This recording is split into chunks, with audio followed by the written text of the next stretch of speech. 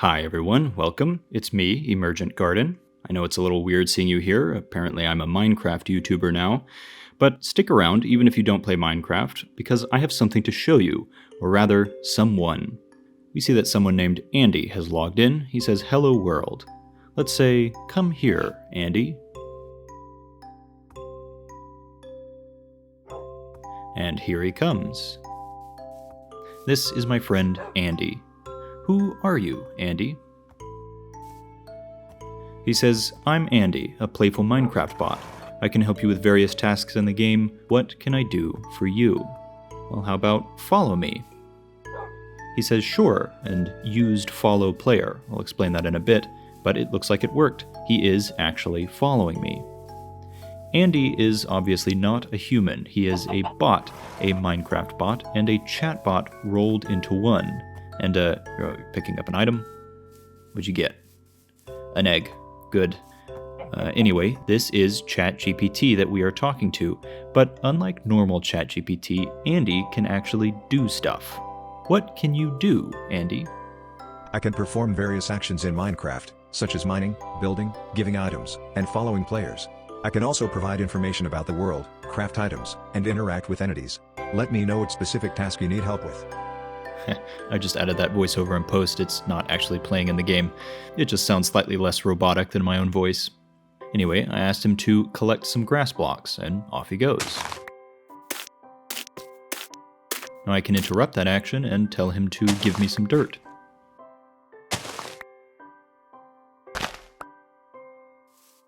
And he gave it to me. And if I give him some resources, I can ask him to craft a crafting table,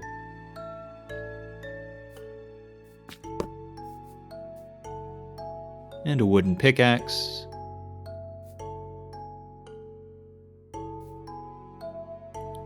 and collect some stone, which we can then use to craft better tools.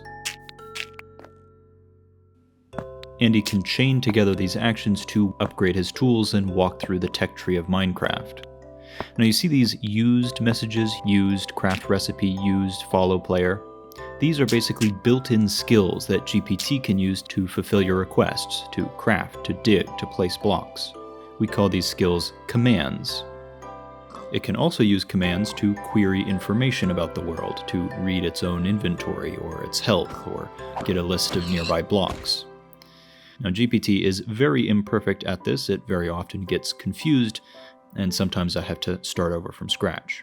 Now we have built out a bunch of commands that GPT can use, but there isn't a command for everything. When Andy is asked to do something that he doesn't know how to do, like say build a house, he can use a special command called new action, which lets him customize his own behavior. Now, what this is really doing under the hood is allowing GPT to write a small piece of code, JavaScript code, that controls the bot. Here's the code he wrote to build this house.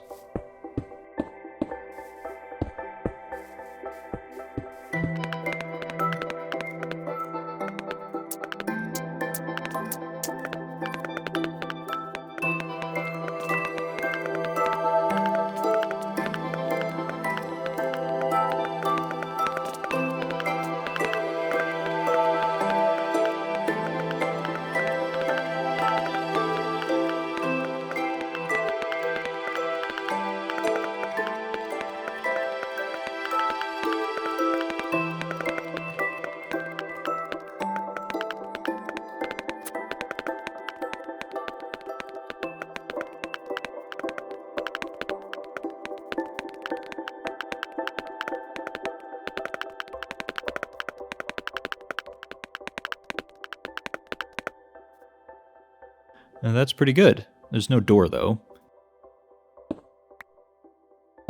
But now there is.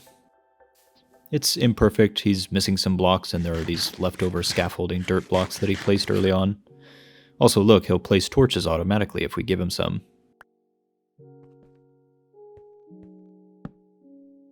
Now, I've messed around a lot building stuff with Andy. Almost all of these weird structures are his. Look on his works, ye mighty and despair. We got this weird tower that has like this inner tower that he built to scaffold up to the top. Some upside down staircases, sideways pyramids. Nothing too insane, everything here is pretty flawed, but the fact that he can build anything at all is, I think, impressive, especially the fact that it's ChatGPT that's deciding the structure of these buildings. His works also extend underground. He's okay at digging out rooms and passageways and mine shafts. Side note, when he mines for blocks, he can kind of cheat. He can detect where the nearest block is and make a beeline for it, even if he can't see it. Now, he still has to get there and use the right tools, but he does get some privileged information about the world. Finally, he's also somewhat self-sufficient in survival mode. He'll pick up items, equip armor, he'll eat when he's hungry if he has food, he'll place torches, and he will defend himself from hostile mobs.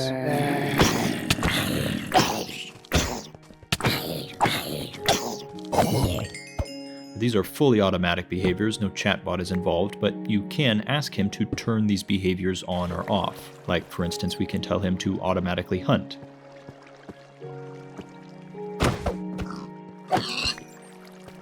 Now, this is all cool, but I want Andy to be more than just like a neat YouTube video. I want him to actually be competent, to be able to take care of himself, to be useful and fun to play with. Right now, Andy is built more to assist the player, or rather have the player assist him.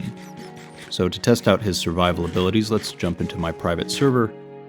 Here's Andy, he's got his own account and skin. It's a cool skin, isn't it? And this is my human friend, Colby, who helped build Andy. Now we're going to start from scratch on easy difficulty, and we're going to have Andy do as much as he can by himself. Obviously, we're telling him what to do and guiding him around, and we'll do stuff where necessary, but I'm not going to jump into creative mode and give him a diamond pickaxe or something like that. Now this is edited footage, but I'm trying to show, warts and all, how well Andy behaves. And attacking a creeper? What creeper? Oh my goodness. Okay. Alright. And he crashed. Don't worry, he should restart automatically. Haha. Okay, now let's be a little more careful and not... Restarting.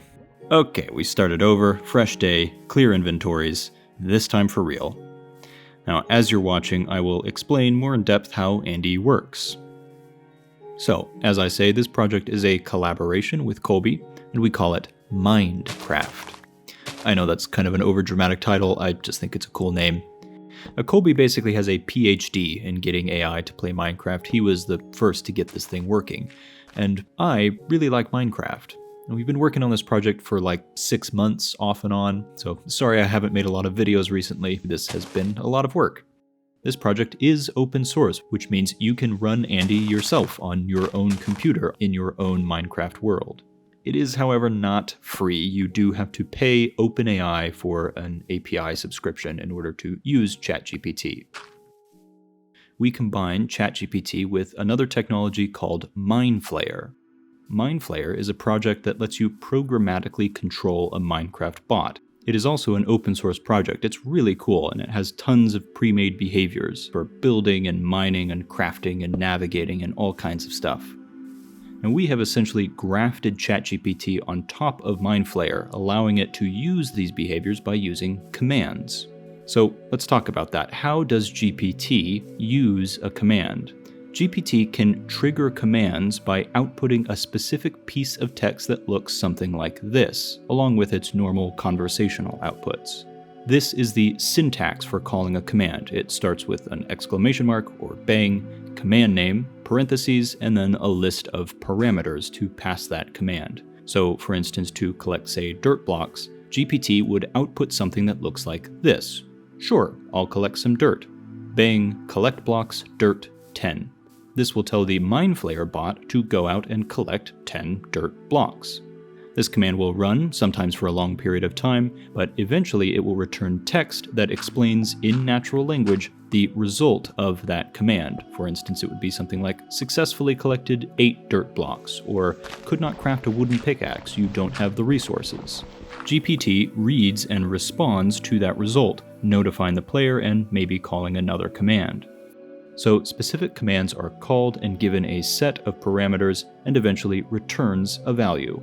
A command is basically just a function, And say it with me, functions describe the world.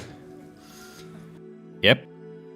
A really handy feature is that I, the human, can also use Andy's commands in exactly the same way he does, by typing out this specific syntax. This is really useful when GPT gets confused or refuses to do something. I can just force it to do that thing. Usually it's more convenient to let GPT do the commanding, but I do use bang stop and bang inventory all the time. Now, in order to know what commands are available and what they do, GPT is given as input not just the conversation with the player, but also documentation listing out and explaining all the different commands, the parameters, what they do, and examples of how to use them. New action, the command that lets GPT write code to build houses or dig or do other things like that, is a special command. It is more complicated. I think I'll go into it more in a future video. This general technique, where GPT can output specific words or tokens that trigger some other program to run and return a value, is called tool use. It's a bit of a strange name, but you can think of it like using a calculator as a tool. You just plug numbers in and get a result out. You don't need to know how it works or what it does, you just read the output. Our project is heavily inspired by a paper called Voyager, which essentially does the same thing, just in a more academically rigorous way.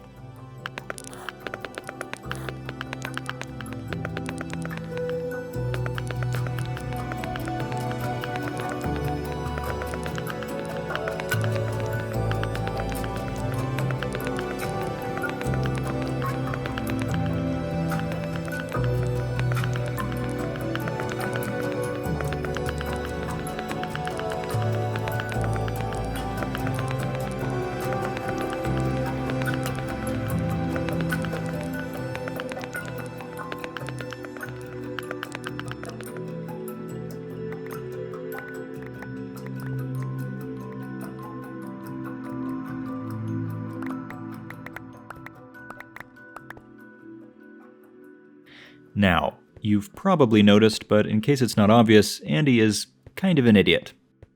Place a white bed. Okay, that's a hole. I don't know why you dug that, but oh, and you went, and there's a cave, and there's a creeper. Okay.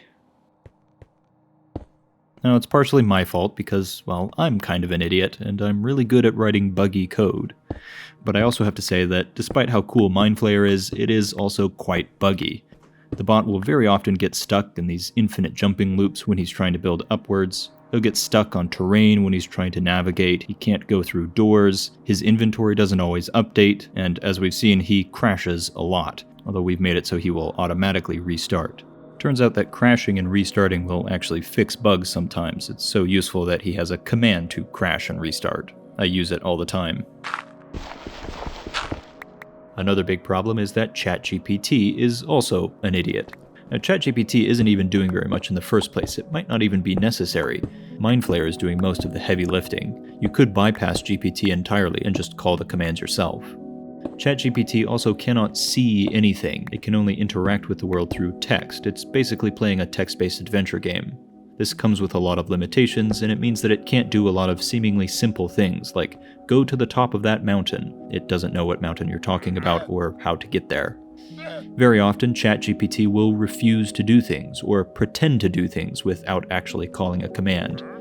It very rarely calls new action on its own. I generally have to call it myself, so it works more reliably.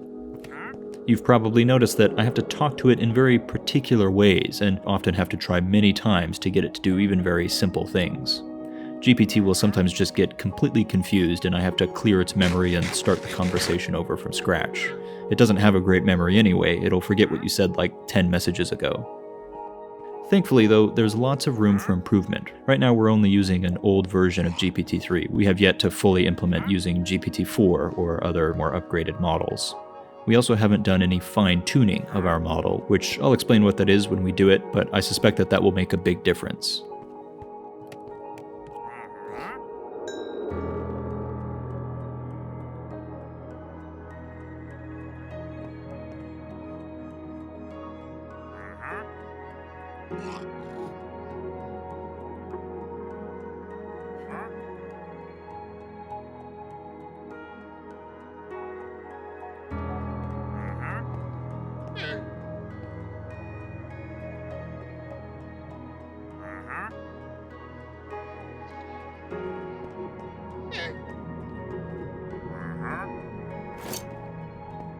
Look at that, he got an iron pickaxe and helmet, all from iron that he mined, crafted, and smelted. Pretty cool, huh?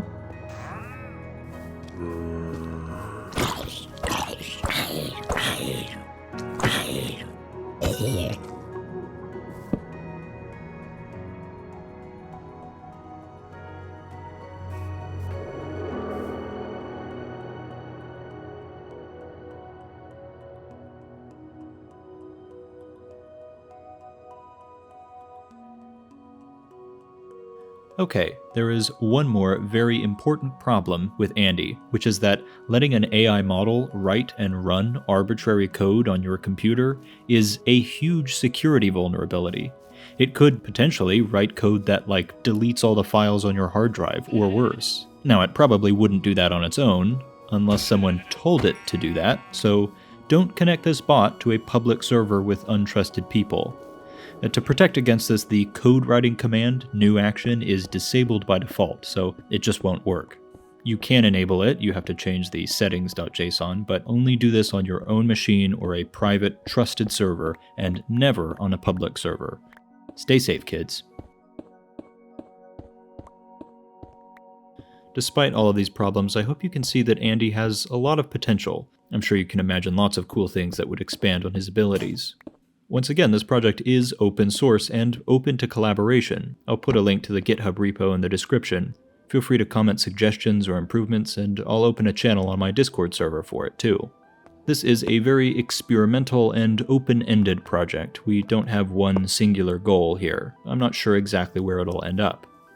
One potential direction is to build out chatty, interactive NPCs, a kind of upgraded villager that has its own daily routine, but you can also talk to it and interact with it.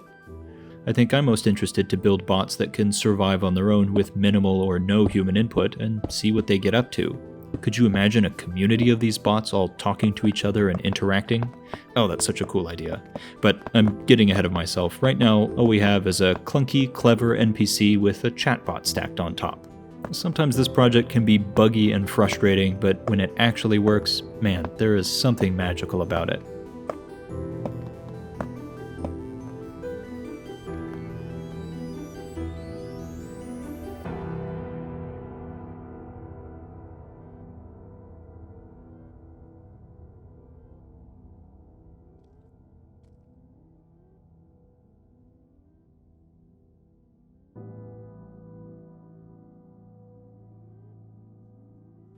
Well, we will keep working on this project, and I will make more videos on it.